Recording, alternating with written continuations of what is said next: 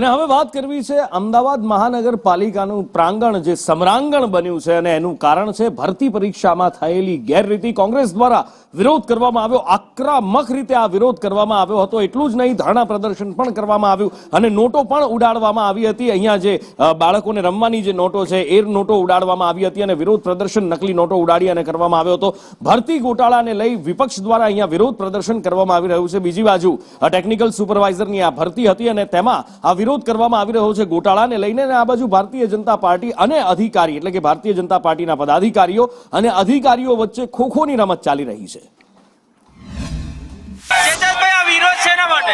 Ahmedabad municipal की भर्तियों में रिश्वतखोरी चल रही है. रिश्वत लेकर कुछ उच्च अधिकारी अहमदाबाद म्युनिसिपल कॉरपोरेशन के ऐसे कितने विद्यार्थियों को जिनके मार्क्स कम है उनको मार्क्स लेकर कहीं ना कहीं टेक्निकल सुपरवाइजर के एग्जाम में भ्रष्टाचार किया है.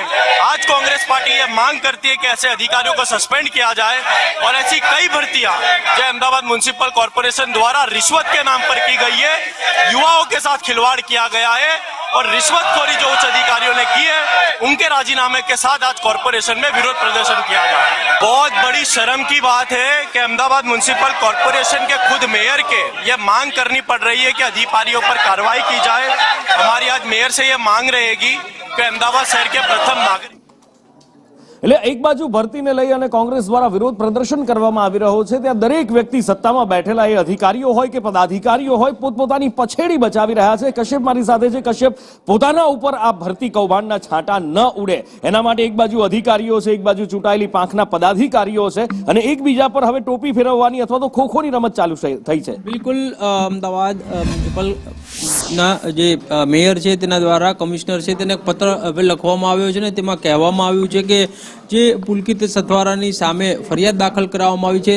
માત્ર તે નહીં પરંતુ તેના જે ઉપરી અધિકારીઓ છે તે પણ સમગ્ર આ કૌભાંડ છે તેમાં તેની બેદરકારી છે અને તેની પણ સંડોવણી થાય છે તેવું જણાઈ રહ્યું છે અને તેના કારણે તેની સામે પણ પગલાં લેવામાં આવે. કારણ કે પુલકિત દ્વારા જે કોઈ કૌભાંડ આચરવામાં આવ્યું છે ને તેને ક્રોસ વેરીફાઈ નથી કરવામાં આવ્યું, જેથી તેમની જવાબદારીઓ છે તે આ કૌભાંડમાં નક્કી કરવામાં આવે ને ખાતાકીય તપાસ તેની સામે કરવામાં આવે, કાર્યવાહી તેની સામે કરવામાં આવે.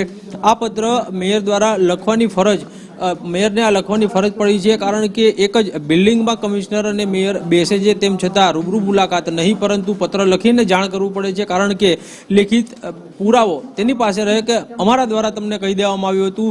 મહત્વનું છે કે કોંગ્રેસ દ્વારા આજે આ મામલે વિરોધ છે તે નોંધાવવામાં આવ્યો હતો અને તેમના દ્વારા માંગ કરવામાં આવી છે કે 5 વર્ષમાં જે કોઈ ભરતી કરવામાં આવી છે તે તમામ ભરતીની તપાસ થાય.